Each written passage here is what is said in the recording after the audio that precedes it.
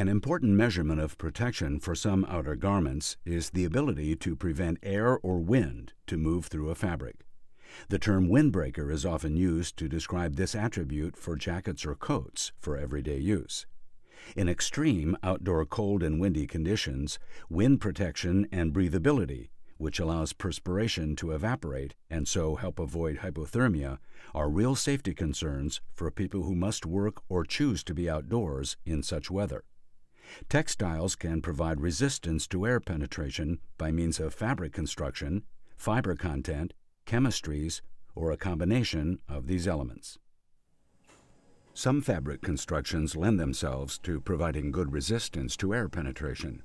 Yarns woven tightly in juxtaposition to each other in both the length and width directions create little open area for air to pass through the fabric structure. Some fabrics, such as heavy cotton canvas, are made both water and air impermeable when oil-based finishes fill spaces between yarns. Oilcloth is one example of an air and water-resistant fabric. The standard test method used to determine a fabric's ability to resist air moving through it is ASTM D737.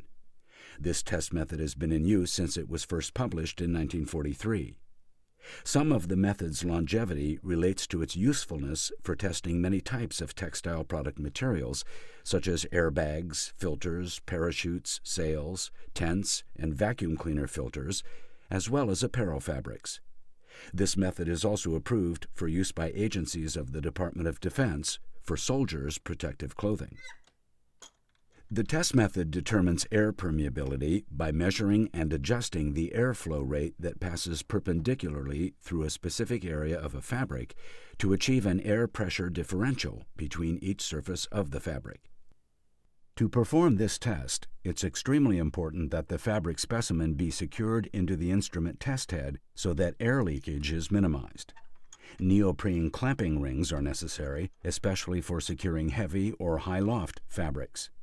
Specimens should be able to handle force of at least 50 newtons or 11 pounds force without distortion. Test areas may vary as fabrics can have different thickness, stiffness, surface bulk, napping, and coatings that will influence getting them secured satisfactorily to minimize air leakage. Test areas may range from 5 square centimeters to 100 square centimeters.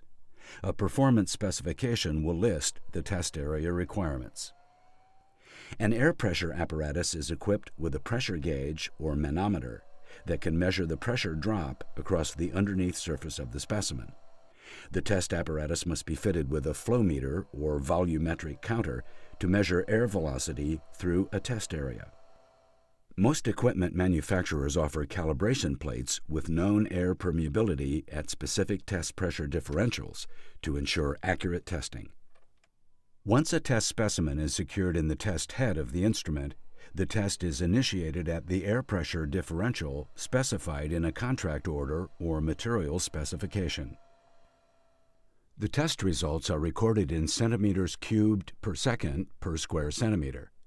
Effective air permeability is determined when the results of a test specimen are compared to the test results of a specimen of the same fabric that has been covered by an impermeable medium, usually a metal plate.